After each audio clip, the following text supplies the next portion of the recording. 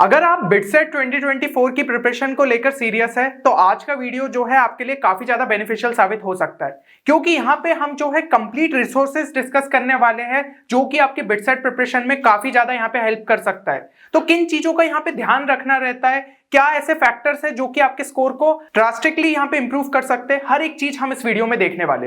अच्छा, सबसे इंपॉर्टेंट चीज कि यहाँ पे आपके पास बिटसेट के लिए कम टाइम रह गया है और कई सारे स्टूडेंट्स की डिमांड थी कि भैया जल्द से जल्द जो है एक नया बैच लॉन्च कर दीजिए ताकि हम जेईई मेंस के बाद यहाँ पे बिटसेट की प्रिपरेशन अच्छे तरीके से कर पाए। तो आपके लिए जो है हमने यहाँ पे विजय बैच को लॉन्च कर दिया है। अगर आपने अभी तक कोर्स डिटेल्स को यहाँ पे चेक नहीं किया है तो डिस्क्रिप्शन में आपको लिंक मिल जाएगी, तुरंत ही जाके उस वीडियो को चेक करिएगा। और अभी जो इस पे स्पेशल डिस्काउंट ऑफर चल रहा है वो आज रात में ही जो है आपका खत्म हो जाएगा, तो आप जो है उससे पहले जल्द से जल्द एनरोल कर लीजिए ताकि आपको जो है इस कूपन कोड का यहाँ पे फायदा मिल पाए। बाकी प्रोसीजर जो है एनरोलमेंट का वो आपको डिस्क्रिप्शन में भी देखने को मिल जाएगा। अब सबसे पहले अगर हम यहाँ पे बिटसेट डेट्स पे नजर डाल ले तो देखिए आपका जो फर्स्ट अटेम्प्ट रहने वाला है वो 21 से लेकर 26 मई के बीच में जो है कंडक्ट कराया जाएगा, एंड जो आपका सेकंड अटेम्प्ट है वो 22 से लेकर 26 जून के बीच में जो है कंडक्ट कराया जाएगा। मतलब कि आप कह सकते हो कि जो आपका फर्स्ट अटेम्प्ट है उसके लिए लगभग आपके पास जो है 3 महीने का टाइम बचा है, क्योंकि देखो भाई बीच में थोड़ा सा बोर्ड्स की वजह से भी टाइम जाएगा और इधर उधर टाइम जाने के बाद भी आपके पास जो है हम कह सकते हैं कि रफली 3 मंथ्स का टाइम पीरियड है। तो ये टाइम जो है अगर आपने अच्छे तरीके से यूटिलाइज कर लिया तो इस एग्जाम को बहुत अच्छे से आप क्रैक कर सकते हो। देखो कई सारे स्टूडेंट्स ऐसे होते हैं जो कि यहाँ पे ये चीज सोचते हैं कि अभी से अगर हम प्रिपरेशन स्टार्ट कर रहे हैं तो क्या सच में पॉसिबल हो पाएगा, और अगर पॉसिबल है तो क्या ऐसा फैक्टर है जो कि आपको यहाँ पे मदद कर सकता है। सबसे पहले तो यार एक चीज देखो, अगर अपन हार्डवर्क और यहाँ पे मार्क्स इन बिटसेट को एक तरीके से ग्राफिकली सोचे तो आप सोच रहे होंगे कि हम जो है ज्यादा से ज्यादा हार्डवर्क पुट करेंगे तो आपके मार्क्स बढ़ते जाएंगे, और वो फैक्टर सही भी है। जैसे जैसे आपका जो है हार्डवर्क यहाँ पे इंक्रीज होता जाएगा उतने ही आपके मार्क्स जो है बिटसेट में बढ़ते जाएंगे। पर आपको दिख रहा है कि भाई यहाँ पे स्लोप कितना ज्यादा है, मतलब कि आपको अच्छा खासा हार्डवर्क लगाना पड़ेगा तब जाके आपके मार्क्स यहाँ पे बढ़ पाएंगे। लेकिन अगर आपने हार्डवर्क के साथ एक और फैक्टर को ऐड कर लिया तो इस स्लोप को आप यहाँ पे कम कर सकते हो, कम एफर्ट्स में भी जो है एक अच्छे मार्क्स आप यहाँ पे निकाल सकते हो। तो वो फैक्टर क्या है, वो है आपका यहाँ पे स्मार्ट वर्क। कई सारे स्टूडेंट्स इसको भूल जाते हैं, वो लगातार मेहनत करते रहते हैं, सोचते हैं कि कॉम्पिटिटिव एग्जाम ही है, अगर हम और ज्यादा मेहनत करेंगे तो वो एग्जाम क्रैक हो जाएगी।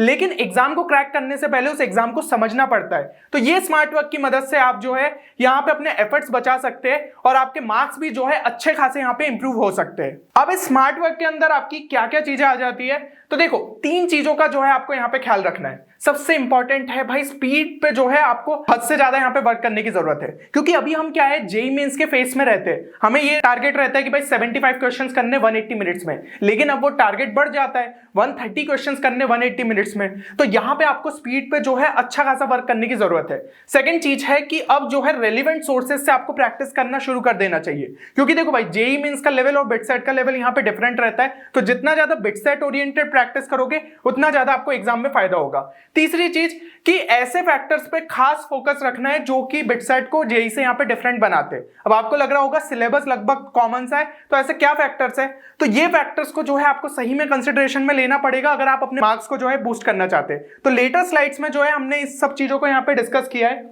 अब देखो सबसे पहले तो भाई एक वर्किंग प्लान डिस्कस कर लेते हैं कि दिमाग में आपको जो है एक प्लान सेट कर लोगे, उस हिसाब से वर्क करोगे तो डेफिनेटली आपको जो है यहाँ पे फायदा मिलेगा। सबसे पहले अगर हम देखें कि भाई देखो जेईई मेंस का आपका जो फर्स्ट अटेम्प्ट है वो फरवरी 1 को जो है आपका खत्म हो जाएगा। फिर फरवरी 2 से अगर हम जो है यहाँ पे फेज 1 को स्टार्ट करें तो वो मार्च 30 तक आपको चलाना है। इस फेज के अंदर हमारा टारगेट ये होना चाहिए कि मैक्सिमम सिलेबस जो है आप कंप्लीट कर लो, एटलीस्ट 70 to 80% तो कर ही लो, और जो बचा हुआ सिलेबस रहेगा वो लास्ट में आप जो है धीमे धीमे उसको साथ में कंप्लीट कर सकते हो। फेज 2 में हमारा क्या टारगेट होना चाहिए, जो कि पूरा अप्रैल मंथ हमारे पास आ जाता है, उसमें हमें अपने स्ट्रॉन्ग पोर्शंस पे और ज्यादा वर्क करना पड़ेगा, क्योंकि अभी तक जो वीक छूट गए हैं उसमें आप यार ज्यादा एफर्ट्स डालोगे तो उतना ज्यादा फायदा नहीं मिलेगा। इससे अच्छा अगर स्ट्रॉन्ग पोर्शन को ही और ज्यादा स्ट्रॉन्ग कर ले तो पक्का एग्जाम में आपके मार्क्स नहीं जाएंगे। तो यहाँ पे टारगेट ये होना चाहिए। प्लस आपको जो है मॉक टेस्ट लगा देना जो है स्टार्ट कर देना चाहिए, ताकि आपको समझ में आ जाए कि आपकी स्पीड एंड एक्यूरेसी कहां पे स्टैंड कर रही है, आपको पेपर पैटर्न कितने अच्छे से समझ में आ रहा है। तो ये चीज का ध्यान रखिए। 1 से 2 मॉक टेस्ट भी अगर पर वीक दे रहे हो तो उतना आपके लिए यहाँ पे काफी रहेगा। लास्ट फेज की अगर हम बात करें तो वो आपका जो है मई मंथ में जितना भी टाइम आपके पास बचा है वो आपका फेज 3 हो जाएगा। और इसके अंदर हमारा टारगेट क्या होना चाहिए कि आपको जो है ज्यादा से ज्यादा यहाँ पे रिवीजन पे जो है फोकस करना पड़ेगा।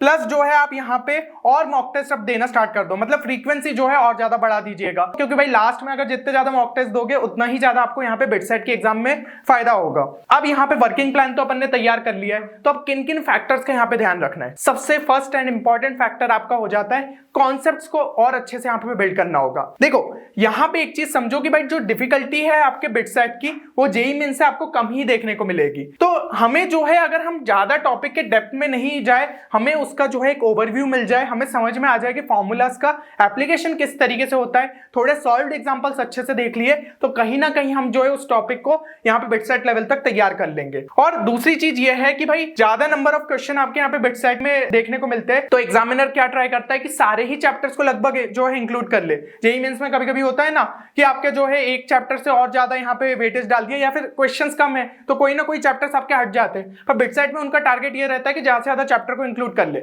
हाँ, कुछ कुछ जो है ऐसी शिफ्ट्स में रहता है कि जहां पे एक सेक्शन का बहुत ज्यादा वेटेज बढ़ा दिया, लेकिन अपन नॉर्मली बात करें तो वो यही ट्राई करते हैं कि ज्यादा से ज्यादा चैप्टर्स डालने की कोशिश करें। तो यही ट्राई करो कि ब्रोशर से अगर सारे टॉपिक्स कर लेते हो तो उतना ही आपके लिए यहाँ पे बेटर रहेगा। अब देखो यहाँ पे कॉन्सेप्ट्स तो आप बिल्ड कर रहे हो, लेकिन एक और दिक्कत जो कि स्टूडेंट्स के साथ इस साल आने वाली है वो ये है कि उनको जो है डिलीटेड पोर्शंस को भी देखना पड़ेगा। पहले तो क्या होता था भाई, जेईई मेंस और बिटसेट का सिलेबस मोस्टली जो है यहाँ पे सेम होता था तो दिक्कत नहीं आती थी उतनी, लेकिन अब जो है ना भाई ये डिलीटेड पोर्शंस आपका, और स्पेशली केमिस्ट्री में जहां पे इतने सारे चैप्टर्स हट गए, फिजिक्स में भी बहुत important topics like Doppler's effect हो गया, न्यूटन्स लॉ ऑफ कूलिंग, ये सब हट गया है, तो इनको अलग से जो है आपको यहाँ पे फोकस करना पड़ेगा। तो इन सब चीजों का भी हमने अब ध्यान जो है हमारे क्रैश कोर्स में रखा है। ठीक है, जो डिलीटेड पोर्शन है उन पे तो हम और एक्स्ट्रा यहाँ पे फोकस करवाएंगे स्टूडेंट्स को, ताकि वो बेटर यहाँ पे स्कोर कर पाए, क्योंकि जेईई के टाइम पे आप तैयारी में बाकी चैप्टर्स तो कर लेते हो, उनका ब्रशअप की जरूरत रहती है, लेकिन ये चैप्टर्स छूट ना जाए, तो क्रैश कोर्स में हमने उन चीजों का ध्यान रखा है। तो आप भी ये ध्यान रखिएगा कि खुद से अगर आप तैयारी कर रहे हो तो उनको जो है ध्यान से कंप्लीट कर लो। और बाकी अगर मान लो किसी को जो है भाई डिलीटेड पोर्शंस या फिर चैप्टर्स के बारे में उतना आइडिया नहीं है, और अगर आप जो है कंप्लीट लिस्ट चाहते हो तो एक बार कमेंट सेक्शन में मेंशन कर देना, हम जल्द से जल्द जो है या तो एक स्मॉल वीडियो ले आएंगे या फिर टेलीग्राम पे डायरेक्ट उन लिस्ट को जो है पोस्ट कर देंगे, तो आपको जो है उससे यहाँ पे हेल्प मिल जाएगी। अब अगर हम जो है नेक्स्ट फैक्टर पे बढ़े तो भाई देखते हैं कि भाई कॉन्सेप्ट्स की तो हमने बात कर ली, लेकिन हो सकता है आपको सोर्सेस के बारे में उतना आइडिया नहीं हो, तो अपने कोचिंग मॉड्यूल्स को तो आप यहाँ पे रेफर कर ही सकते हो। दूसरी ये चीज है कि जो एकदम भाई बेसिक लेवल पे अगर आप चीजों को चाहते हो तो केमिस्ट्री में जो है एनसीईआरटी को ही अच्छे से देख लेना, वो आपके लिए जो है मोर देन सफिशिएंट रहेगी। फिर फिजिक्स में बात करें तो भाई एससीवी से जो है आप कर सकते हो। मान लो उसमें जो है कॉन्सेप्ट उतने अच्छे से क्लियर नहीं होता है तो या तो डीसी पांडे उठा के देख सकते हो, या फिर वीडियो जो है कोई भी यूट्यूब से एक अच्छा वन शॉट का उठा लो, उससे थोड़ी सी जो है आपको क्लैरिटी मिल जाएगी। मैथ्स में जो है आरडी शर्मा से कर लीजिएगा, तो आरडी शर्मा में जो सॉल्व्ड एग्जांपल रहते हैं उससे आपको क्वेश्चन का अप्रोच पता चल जाएगा कि किस डायरेक्शन में आपको जो है क्वेश्चन का अप्रोच रहता है और किस तरीके से करना है, तो स्टेप टू स्टेप जो है आप कनेक्ट कर पाओगे क्वेश्चंस के थ्रू। और अब जो है नेक्स्ट एक फैक्टर हो जाता है वो है कि फॉर्मूलास और इंपॉर्टेंट कॉन्सेप्ट्स पे भी जो है फोकस रखना, टाइमली बेसिस पे जो है उनका रिवीजन करना जरूरी है।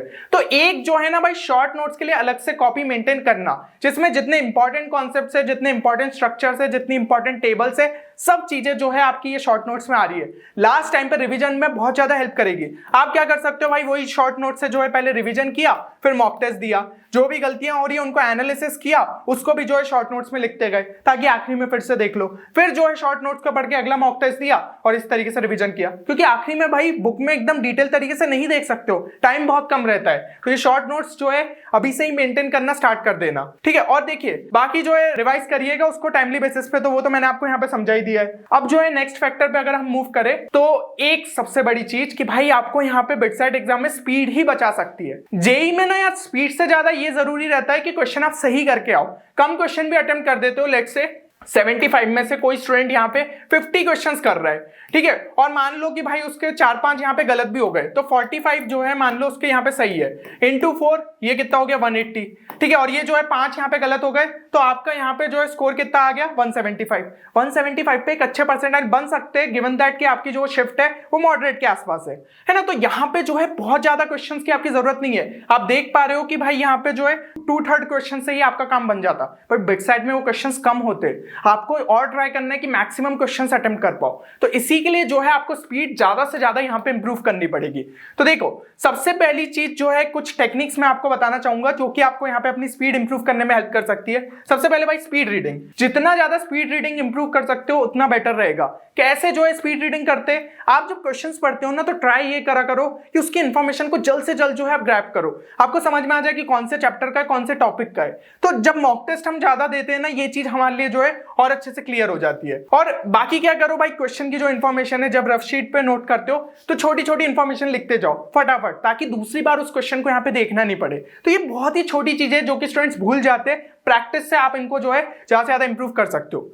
और देखो भाई, जब भी क्वेश्चन सॉल्व कर रहे हो एक टाइमर के साथ सॉल्व करो। जितने ज्यादा क्वेश्चंस टाइमर के साथ सॉल्व करोगे आपको पता चलेगा कि आपको कितना टाइम लग रहा है उन क्वेश्चंस में, और जिन क्वेश्चंस में आपको ज्यादा टाइम लग रहा है उनको छोड़ना भी आना चाहिए, है ना। बिट सेट में भाई कुछ बंच ऑफ क्वेश्चंस तो ऐसे रहेंगे जो कि छोड़ना भी जरूरी है। पता चला वो ट्रैप क्वेश्चंस होते, उसमें बहुत ज्यादा टाइम वेस्ट कर दिया तो 3-4 क्वेश्चन वैसे ही एग्जाम में छूट जाएंगे। तो इसका जो है खास ख्याल रखिएगा। तो खुद को जो है कुछ चैलेंजेस दीजिए कि भाई 25 क्वेश्चन 40 मिनट में करना है, फिर स्पीड इंप्रूव की तो 35 मिनट में करना है, फिर 30 मिनट में करना है। इस तरीके से जो है आप वीकली बेसिस पे अपने आप को और ज्यादा इंप्रूव कर सकते हो। नेक्स्ट फैक्टर है भाई क्वेश्चन सॉल्विंग। क्वेश्चन सॉल्विंग पे भी इस टाइम पे बहुत ज्यादा फोकस करने की जरूरत है। देखो, एक चीज सबसे ज्यादा जरूरी है कि इस टाइम पे ज्यादा नंबर ऑफ क्वेश्चन से बढ़िया है कि वैरायटी ऑफ क्वेश्चंस आप करो। वैरायटी ऑफ क्वेश्चंस करोगे तो हर एक टॉपिक आपका कवर होता जाएगा। तो कभी भी जो है बैक एक्सरसाइज लगाते हो, भले ही किसी कोचिंग मॉड्यूल की लगा रहे हो या जो रेफरेंस बुक्स मैंने बताई है, तो सीरियल नंबर की जगह जो है ना बीच बीच के क्वेश्चंस पिक करो। उससे क्या होगा, आपके ज्यादातर टॉपिक्स कवर होंगे, क्योंकि सीरियल वाइज में वो एक ही टाइप के क्वेश्चन डाल देते। तो इससे आपको जो है वैरायटी के क्वेश्चंस आप पिक कर पाओगे और उन्हें सॉल्व कर पाओगे। और सॉल्व्ड एग्जांपल्स जो है उनको अच्छे से देखा करो, ताकि आपको स्टेप वाइज समझ में आए कि क्वेश्चन को अप्रोच किस तरीके से करना था। और जब क्वेश्चंस प्रैक्टिस करते हो तो एक दिमाग में चीज लाया करो, क्या इसका कोई ऑल्टरनेटिव अप्रोच भी पॉसिबल है। जैसे कि आपकी भाई सब्स्टिट्यूशन टेक्निक हो गई, ऑप्शन एलिमिनेशन टेक्निक हो गई, ग्राफिकल टेक्निक हो गई, ये सारी चीजें भी जो है आपको दिमाग में आनी चाहिए, तब जाके क्वेश्चंस को और अच्छे से सॉल्व कर पाते हो। तो जो यार क्रैश कोर्स में ऑलरेडी इनरोल्ड स्टूडेंट्स होंगे उनको तो पता ही होगा स्मार्ट मेथड्स की कितनी ज्यादा इंपॉर्टेंस हो जाती है। जब बड़े बड़े अपने सॉल्यूशन रहते हैं उनको हम कितने जल्दी सॉल्व कर लेते हैं। तो ये चीजें आपको ना बहुत ज्यादा हेल्प कर सकती है। अब जो है अगर हम यहाँ पे नेक्स्ट फैक्टर की बात करें, ये भी बहुत ज्यादा अपने आप में इंपॉर्टेंट है, एलआर एंड इंग्लिश। तो एक सेक्शन जो कि भाई बिट सेट में सबसे ज्यादा स्टूडेंट्स इग्नोर करते हैं, बोलते हैं कि भाई लास्ट के जो आपके पास 1 से 2 दिन बचेंगे ना उसमें देखेंगे इस सेक्शन को, तो ये सेक्शन को इतना इंपॉर्टेंट थोड़ी है। अरे भाई इसकी वेटेज तो देखो, 90 नंबर जो है कैरी कर रहा है 390 में से। फिजिक्स केमिस्ट्री की बात करूं ना, फिजिक्स में भी 90 मार्क्स का ही जो है आपका वेटेज रहता है, केमिस्ट्री में भी 90 मार्क्स का रहता है। तो ये हल्का सेक्शन कैसे हो सकता है? उल्टा भाई फिजिक्स एंड केमिस्ट्री में उतना ज्यादा अगर आपको नॉलेज नहीं रहेगा तो क्वेश्चंस नहीं बनेंगे। इसमें नॉलेज नहीं भी रहा और अगर आपका एप्टीट्यूड स्किल्स बहुत बढ़िया है तो आप इनके क्वेश्चन सॉल्व कर सकते हो। बस जरूरत रहती है प्रैक्टिस की। तो प्रैक्टिस अगर इन टाइप के क्वेश्चंस की कर लो तो आप जो है इसमें भी एक बहुत अच्छा स्कोर ला सकते हो। तो ये एक स्कोरिंग सेक्शन है। और एक जो आदत आप सुधार सकते हो अपनी, जिससे कि आपका भाई इंग्लिश में बहुत अच्छा स्कोर बन सकता है, डेली हैबिट एक रखो कि 15 मिनट कम से कम जो है मुझे इंग्लिश न्यूज़पेपर का कोई भी आर्टिकल पढ़ना है। इससे आप कुछ नए वर्ड सीखोगे, आपकी रीडिंग स्पीड बढ़ेगी, जो कि दूसरे क्वेश्चंस में ही बहुत हेल्प करती है। तो ये चीजों का जो है ध्यान रखिएगा।